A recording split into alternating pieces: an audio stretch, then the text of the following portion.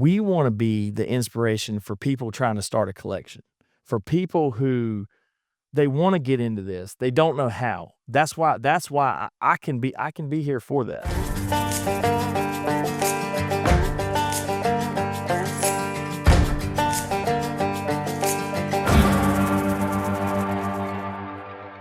Here's where, as a collector, here's where you go learn.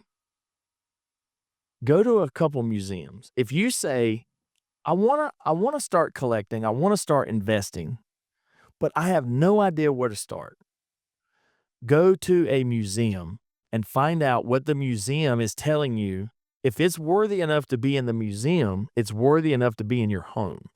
A great museum to go to around here is Mesda, Museum of Early Southern Decorative Arts. You can their basic tour, I think, is maybe $20, and the very first room is the very first year of conception of furniture making and pottery making in America, which was about 1680.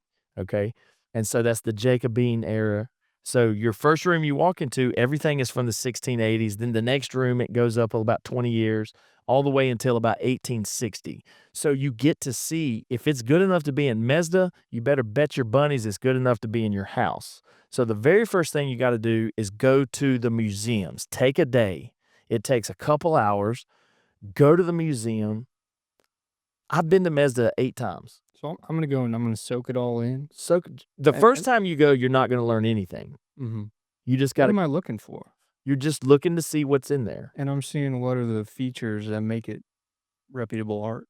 So I wouldn't even do that yet. You're not ready for that. Okay. The very first time you go, you start to realize, oh, the dresser is worth money. No, honey, it's not a dresser. It's called a sideboard, and it's from 1820, and it has tapered legs, 6 of them, with inlay, with 2 drawers, and when it sold at auction, it brought $24,000. So you're not looking at a dresser.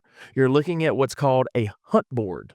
Okay. So I'm like, damn, okay, now I know what that is. Now Right. I know it's expensive. Because I showed somebody a picture of a pie safe, and they said, oh, nice dresser. And it's like, no, that's actually a pie safe. So anyway, but you're going to get a little bit. That's why you got to go 8 times.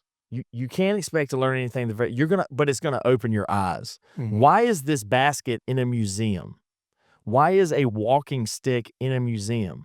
Why is the funny little, it looks like watercolor, but it looks like a kid did it. Why is that little thing on the wall? Well, because he's called the Guilford Limner. They don't know who he is, but he came to Gibsonville in 1820, and he drew pictures of the Gibsons who started Gibsonville, and he did it to about 100 more people, and Mesda has the ones from Gibsonville, and they know him as the Guilford Limner. Do they know his name? They still don't know his name, but they call him the Guilford Limner. So I'm learning the stories. So you probably won't learn anything the first time you go. You have to go. Damn. What's the last museum you went to? Where do you live first? NCMA. I live in Raleigh, North Carolina, 802. Okay, so when's the last museum you went to? NCMA. What is that? It's a North Carolina Museum of Art. It's right off 40 and Blue Ridge. Okay, when? A few months back. Blue Ridge? Yeah, 40 and Blue. It's by the State Fair. And they've got the in Raleigh. Mm-hmm. I know nothing about Raleigh. Simpson, Wallace Simpson. They've got a couple of his. Okay, so how many times have you been? I've been about 3 times. Okay, good. You need to go 5 more. Okay. Now, here's the thing about an art museum. Sometimes art is not obtainable. I mean, to see a Picasso on the wall. Mm-hmm. Or a Monet. They got a Monet there. Oh, so Monet. I see a Monet on the wall. But it does get you started thinking about art. Mm-hmm. But the decorative arts, there's art, and then there's decorative arts. There's things other than wall-hanging art, and this is called decorative arts. Mm-hmm. This is called decorative arts. This carving is called decorative arts. This would be considered decorative arts. I think I like the decorative arts. So everything other than a painting is found at a museum like Mesda, and it's pretty close. Now, in the big museum, I don't know if the art museum in Raleigh will actually have 2 or 3 chests of drawers made in 1820 from Alamance County.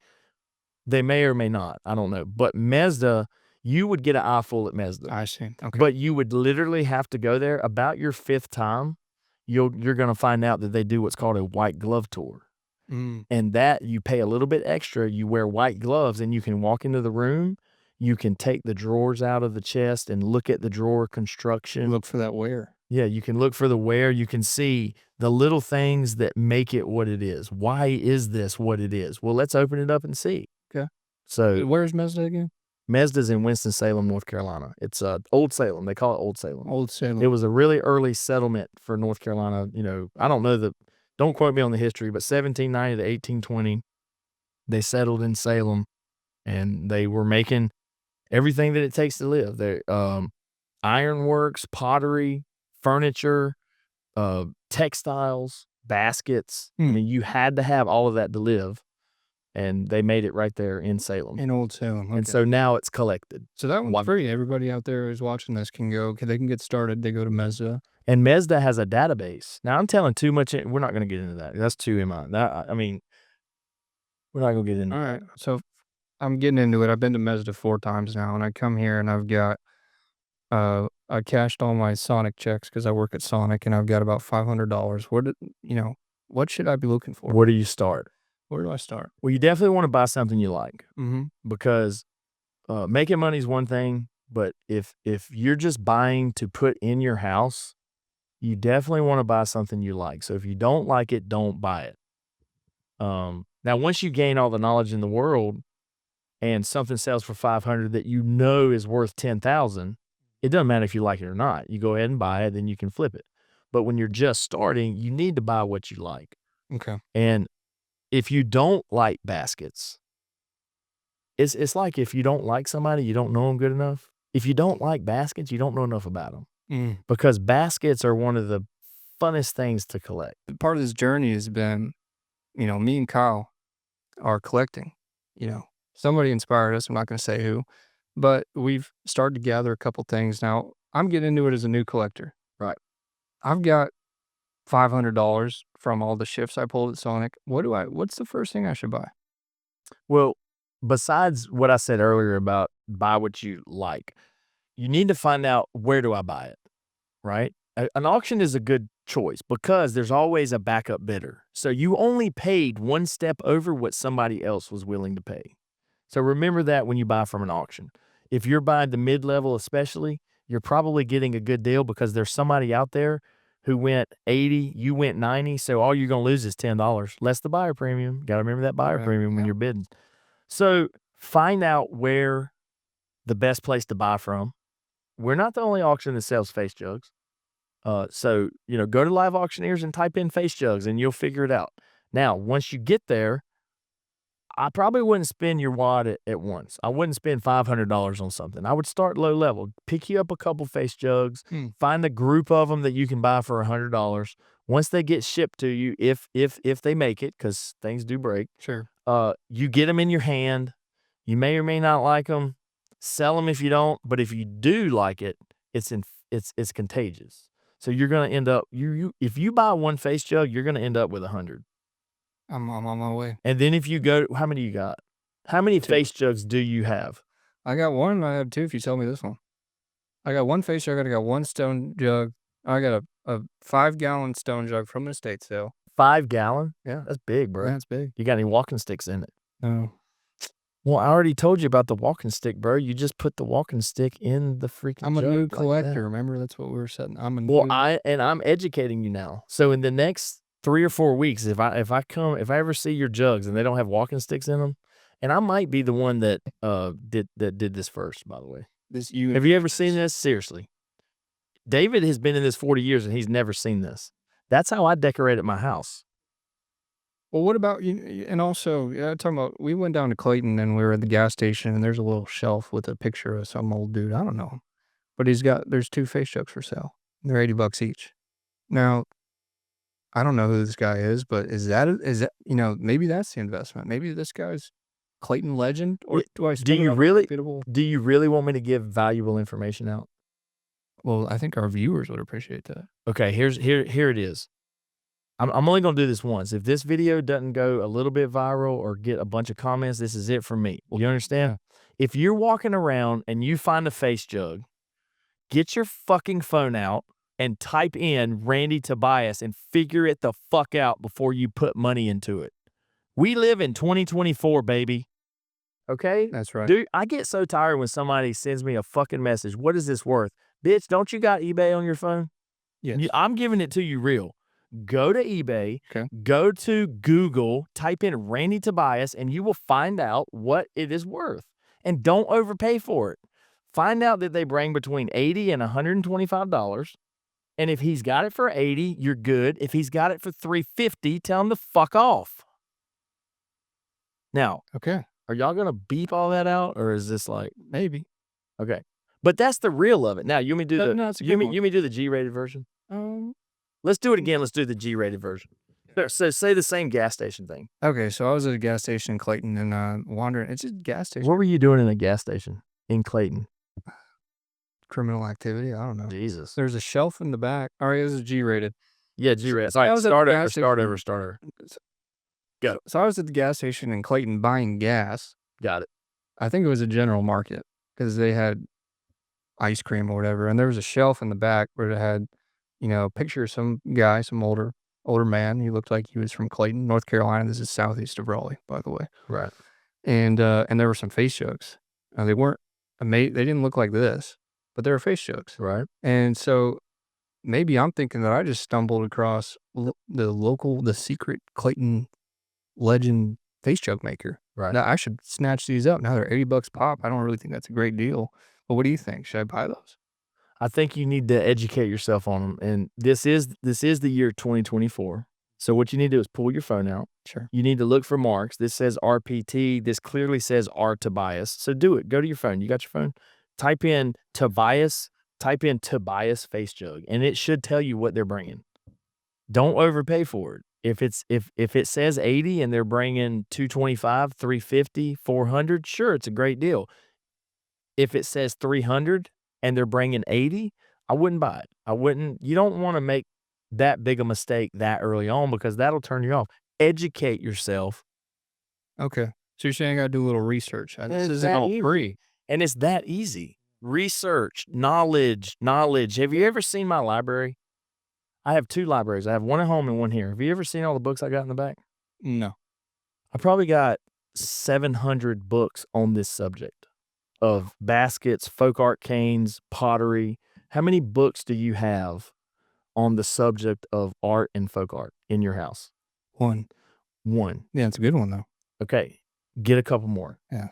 And let me tell you how to do the books. You flip through them. Flip through them like this. You don't read the article. I don't read the them. articles aren't going to make you the money. Clicking the pictures in. That's funny because Kyle told me to read the book, and I said, "Why am I going to read the book? It's got pictures in it." You click the pictures in. Now, this is outsider art, so it's a little bit different. Mm-hmm. But when you're looking at a cane book, if the cane is good enough to go into the book, you just want to get the photographic image, click it in. And if you see a cane that is similar to that out in the bush, Mm-hmm. which is what we call the antique shop, Liberty, if it's good enough to go in the book, it's probably good enough for you to own if it's a reasonable price. I see. Now, some things are easy to look up. Some things are very hard to look up. Yeah, this was easy. Folk art in general is hard. Not pottery, but folk art. You don't know who made this basket. You don't know to call this basket Valley of Virginia decorated basket. Hmm. You don't know. This is an anonymous folk art carving. It's very hard to look up. It's cool. It's hard to price. It's hard to look up. I got to bring something up that when we were at Liberty Antique Festival, I don't want to call you out, but Kyle told me something that this is called the Eye of God. And you denied that. Do you want to elaborate? No, I didn't deny that. I said whoever knows that that's called the Eye of God is chicken shit and probably doesn't collect baskets. It's weird. What? No, do you know how? Hold on, stop. And I know what I'm talking about. I've paid $1,000 for baskets before. I own myself probably 100+ baskets, ranging in price from $500 here to all the way up to $2,500. And I couldn't have told you that was called the Eye of God. Okay, so you don't need to know all that terminology to know baskets. That is like, okay. Let me equate this. Okay, well, do you think they made it up to make the shape? No, absolutely not. But it's useless knowledge because me knowing that that's the Eye of God is not what makes that basket a $40 basket versus a $400 basket. But me being able to tell the age of the basket and little things that make it known who made the basket, Mary Cosby, Mary Shelton. You know what kind of perturbs me is in North Carolina basket making, that's about the only 2 names that are out there. Really? It really is, and why is that? That's crazy. I don't know. I You're the mean, basket expert. I know, well, I'm expertly telling you that Mhm. Mary Cosby and the Shelton sisters, if you go to Live Auctioneers and you type in North Carolina basket, they range from $6,000 all the way down to nothing, Mhm. and there's 1,000 different baskets, and they're all either Shelton sisters or Mary Cosby. So there's either very little known about who the basket makers actually are, or the books are so old that they're getting lost. And Really? and that's a true thing. So you think there's ghost writers, there's ghost basketers?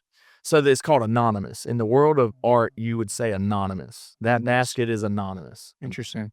And there's little things that we have a Mary Prater's another basket maker. We just sold a Mary Cosby basket. Look, do you know where it is? It's on that shelf. It's little. It's under the trunk. Look under the trunk. Now, Why here's a question. When I come here, you never wanna sell me anything, and yet you're in the business of I'm in the selling business. folk art. I'm in the business of auctioneering. See, Yeah. I would Okay. rather put this item of virtue up in front of 500 people Mhm. than to just make up a price in my head and sell it to you. Sure. Yeah, that's how that goes. And because That is the Mary Cosby basket. you're a reputable auctioneer, you can't just be selling things on the side. That's your whole thing is I'm gonna auction it. Can I be real with you? I guess so. Do you think that we're speaking to so I'm speaking to a 30-year-old who's trying to get into baskets. Whoever told you the knowledge that, oh, that's called the eye of God, let me tell you why that doesn't matter. Hmm. This is what a Mary Cosby tie-off looks like. Does that look anything like the eye This of is God? Mary Cosby, Eye of God. It brought $850 yesterday. Wow. So And I can hold it. you can hold it, but don't drop it. So you see that tie-off though? Yeah. That is the Mary Cosby tie-off. All right? You see one, you see them all. You see how different it looks? Yeah, it I mean, does look different. you can't mistake that, right? Right. So if you see another one, it's a Mary Cosby basket. It's gonna bring anywhere from $800 to $2,000. Wow. And that's why when an old person tries to educate me and say, "This is called the eye of God," I say, "I don't really give a shit. Thank you." It's got great patina, which is a term I just learned.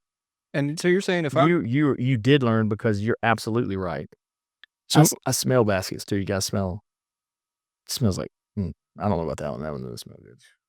so we go to a yard sale in Gibsonville, I guess, or Mebane, and you're digging through a tub in some lady's garage, and you see this, and I see this tie off. You better know it's Mary I better Cosby. buy that thing. You better know it's Mary Cosby. Mary Cosby. It's Mary Cosby, Eye of God, or tie off. Sorry.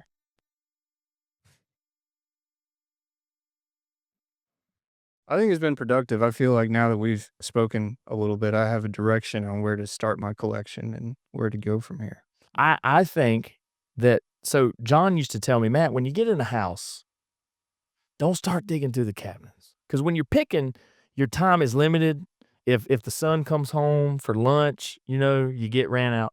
He said, go to the main room and look at the walls. Look at the walls. And that made sense. And I didn't really do that. I went to the cupboard. I started opening up cabinets, looking for dishes. No, look at the walls. That's where the good painting's gonna be. That's where and I mean, we bought a lot of pottery in sheds, but he'd say, "Get out of the shed. Get out of the shed. Get in the house. That's where you wanna buy from, the house." But what I'm telling you is Why? because that's where the good stuff is. That's where the paintings are. That's where I bought a lot of paintings picking, but we made a lot of money off pottery. Pottery was my dad's been picking since 1970, and one of the best pieces of pottery he picked, he called it from the very beginning. He says, "Sir, I'm Wade Ledbetter. I have looking for old items I'd like to buy." The guy says, "Well, I got an old plow out in the shed. Do you want to see it?" It was about a 50-yard walk. During the walk, he says, "You know what I'd pay high for? I'd pay $500 for a big jar that starts small at the bottom and bubbles out, and it's got 4 handles." You know what the guy said? What? "Well, I got one." And you know what it was? It was a 15-gallon 4-handle stamped JCM. He bought it for $500. You know what it brought? $15,000. Now, it got resold years later at Billy Ray Hussey's. You know what it brought? $30,000. Damn. And he called it. He said, you know what I'll buy? I'll buy a big jar with 4 handles. And the guy said, I got one. Because he's a folk art, he's a pottery aficionado. Because it's in his because it's in his DNA. Yeah. He surpassed antique picker aficionado. He went straight to, I'm the god of this. I'm the spiritual leader of antique door knock picking. He's going to be on the podcast very soon. Before he dies. All right, I got one very short question. I'm going to wrap this up. It doesn't seem like we're going to wrap this up. All right, this will be 30-second answer. Me and Kyle, we want to go picking. And the question is, like, is there anything left? You guys have been there. You guys have been out. Wait, are y'all going to go years. picking by yourself? Yeah, that's part of the plan to take over the business. But wait, y'all are going to go picking by yourselves? We're thinking about it. Good luck. Good luck. Let me give you a couple rules. Let me give you save this for next time. No, let me give you a couple rules about picking. All right. You're not picking unless you're getting pulled over. So if you don't get stopped by the cops, you are not picking. All right? Yeah, we should better not get pulled over. That's really the number one rule of picking. Okay. No, when we were picking, we got pulled over daily. You know why? Because at one point I'd say, Dad, stop the truck. You just follow behind me, and I'd knocked on every door in the neighborhood until I got sucked in. And I didn't know what the hell I was doing. I left the $100,000 piece and I bought the fruit jars. Oh, I'm going to get that attitude when we go. Listen, I'll be honest with you. Here's why I don't pick.